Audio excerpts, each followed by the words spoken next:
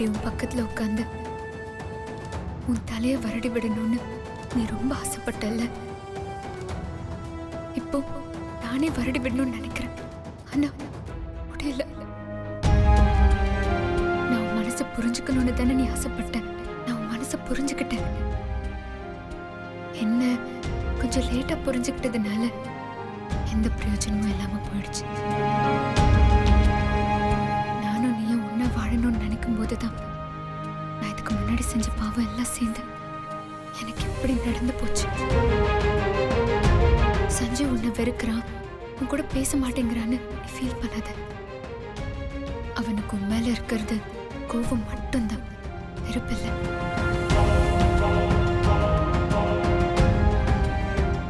அவன் வாயில இருந்து வர வார்த்தை எதுவுமே அவன் மனசுல இருந்து வர வார்த்தை இல்லை. அவன் இன்னமும் மனசளவுல உன்னை லவ் பண்ணிட்டே தான் இருக்கான்.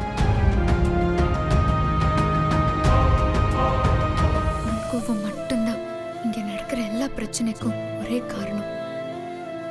நான் உன் மேல கோபப்பட்டு உன்னை புரிஞ்சுக்காம விட்டேன். நீ எனக்காக மண்டபத்துல கோபப்பட்டு சஞ்சீவ் கிட்ட வார்த்தையை விட்டுட்ட. சஞ்சீவ் கோபத்துல அந்த வார்த்தையை புடிச்சுக்கிட்டு உன்னை ஏத்துக்காம இருக்கான். நீ கவலைப்படாத அபி. கூடிய சீக்கிரம் சஞ்சீவ் உன்னை புரிஞ்சுக்கிட்டு உன்னை மன்னிச்சு ஏத்துப்பான்.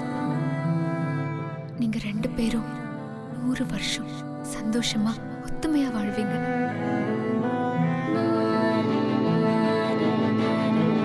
எல்லாம் மாறும். உன்னால யாரையும் மாத்த முடியும். நீ நல்லா வாழணும். அத மேல இருந்து நான் பார்க்கணும். அதுதான் என் ஆசை.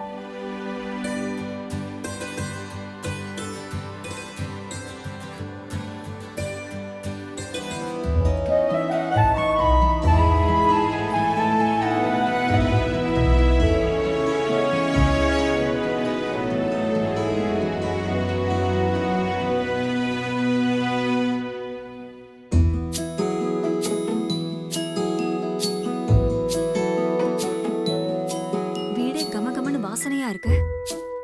சாமிக்கு பூஜையெல்லாம் வேற பண்ணிருக்காங்க.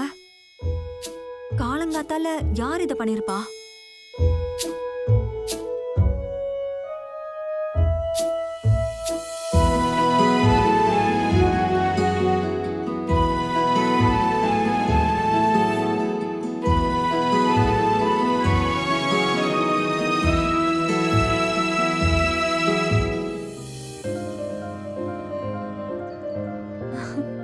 கோலம் கூட போட்டிருக்கு. வீட்ல எல்லா வேலையும் செஞ்சு வச்சிருக்காங்க. இதெல்லாம் யார் பண்ணிருப்பா?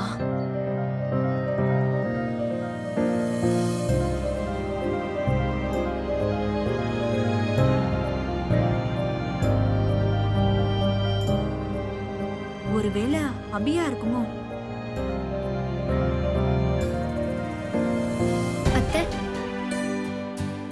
இந்தாங்க காஃபி. என்ன ஆசீர்வாதம் பண்ணுங்க அத்தை. அபி நல்லா இருமா, நல்லா இரு.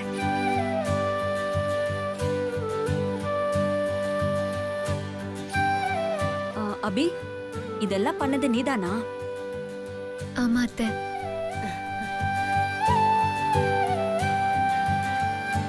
நினைச்சேன். புகுந்த வீட்டுக்கு வந்த ஒரே நாள்ல வீட்டையே தலைகீழா மாத்திட்டியே.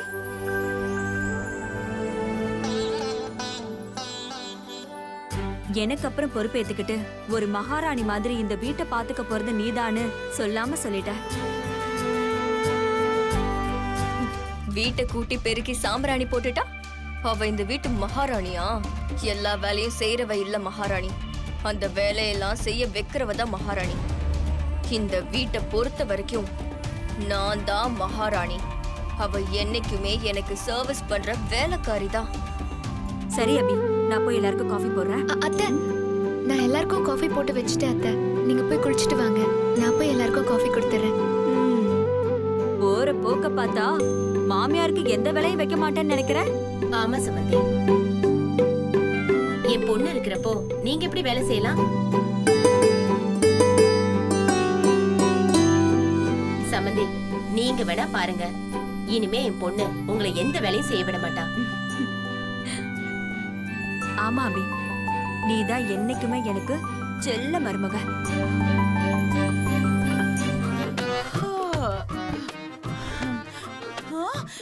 என்னது இது? வீடு முழுக்க புகையா இருக்கு. ஐயோ, ஒருவேளை வீடு தீ பிடிச்சிருச்சா? ஐயோ, யாராவது வாங்கல, காப்பாத்துங்களே. ஐயோ, இந்த சின்ன வயசுல நான் சாவ போறேனே, யாராவது என்ன காப்பாத்துங்களே. ஐயோ ஐயோ ஐயோ, எரியுதே எரியுதே. ஐயோ ஐயோ, என்ன எரியுது? எங்க எரியுது? எரியுது. சமையல் கட்டு உள்ள எரிய வாய்ப்பே இல்ல. ஏன்னா நீ சமையல் கட்டு பக்கம் போகவே மாட்ட. ஒருவேளை நெஞ்சரிச்சலா இருக்குமோ? ஆஹா, அதுக்கும் வாய்ப்பு இல்ல. நீதான் 6 வேளை நல்லா அள்ளி கொட்டிக்கிறிய. கண்டுபிடிச்சிட்டேன். இது உன் வயிற்றுச்சலா தான் இருக்கும். அதுக்கு ஒரே மருந்து, நீ சீக்கிரம் திருந்தணும்.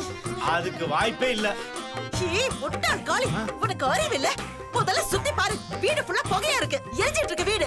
ஏசின், சாம்பிராணி புகைக்கும் வீடு எரியிற புகைக்கும் வித்தியாசம் தெரியாது உனக்கு? நல்லா கொடை மிளகா மாதிரி மூக்க மட்டும் வச்சிருக்க. நல்லா மோந்து பாரு, இது சாம்பிராணி புகை. அட ஆமா, சாம்பிராணி புகைதான். நான் கூட வீடு தீ பிடிச்சிருச்சுன்னு பயந்துட்டேன் காளி. பாத்து அசடு வலிது, தொடச்சுக்க. ஆமா, யாரு சாம்பிராணி போட்டது? வேற யாரு போடுவா? எல்லாம் இந்த வீட்டோட மருமக தான். ஏ பொண்ணு சாம்பிராணி போட்டாளா? உன் பொண்ணு அடுத்தவன் தலையில மண்ணள்ளி தான் போடுவா. நல்லா 10 மணி வரைக்கும் கொரட்டை விட்டு தூங்கிட்டு இருக்கா. அவ சாம்பிராணி போடுவாளா? எல்லாம் என் தகசி தான் பண்ணிருக்கு. மூஞ்ச பாரு.